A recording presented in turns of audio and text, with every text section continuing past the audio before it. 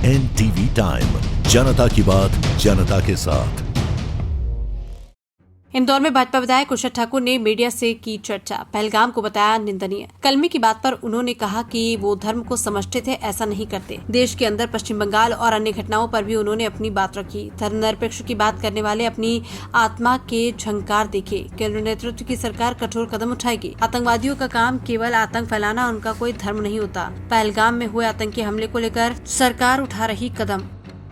जो घटना की है, लोगों को घुटने पे उठा के कलमे का पूछा है और उसके बाद गोली मार दी गई, क्या कहना चाहेंगे? मानवता शर्मसार हुई है।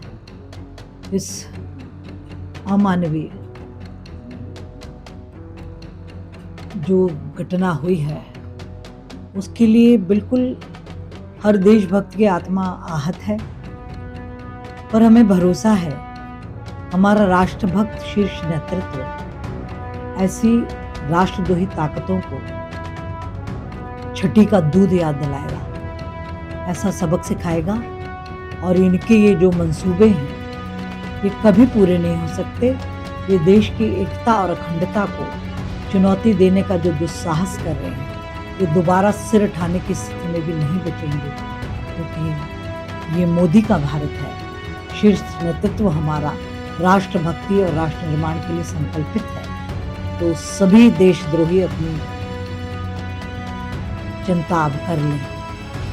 दिल्ली कई बार देखने में आता है कि कोई तरह की घटना घटित हो जाती है और लोग कहते हैं कि भारत में हिंदू मुस्लिम सिख जैसे सब भाई भाई है। उन लोगों को क्या कहना चाहेंगे इस घटना में? उन लोगों को यही कहना चाहेंगे कि आप अपनी आत्मा की गहराई और सच्चाइयों के साथ इन घटनाओं का विश्लेषण कीजिए और फिर आपके क्या विचार हैं वो समाज को बताइए। सेक्युलरिज्म की बात की जाती है।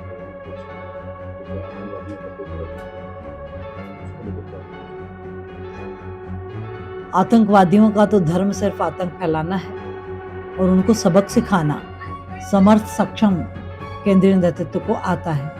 लेकिन इस घटना के बाद से धर्म की बात जो सामने आ गई है कि धर्म देखकर आदमी को गोली मार दी गई, ये बहुत ही निंदनीय कृत्य है कि धर्म पूछ के आप नागरिकों को हत्या करेंगे। तो इस हिंदुस्तान में रहने का, इस देश के स्वर्ग को बर्बाद करने का कोई अधिकार ऐसे नरपिशाचों को नहीं बनता। और अब वो सब अपनी खैर मनाएंगे इस घटना के बाद।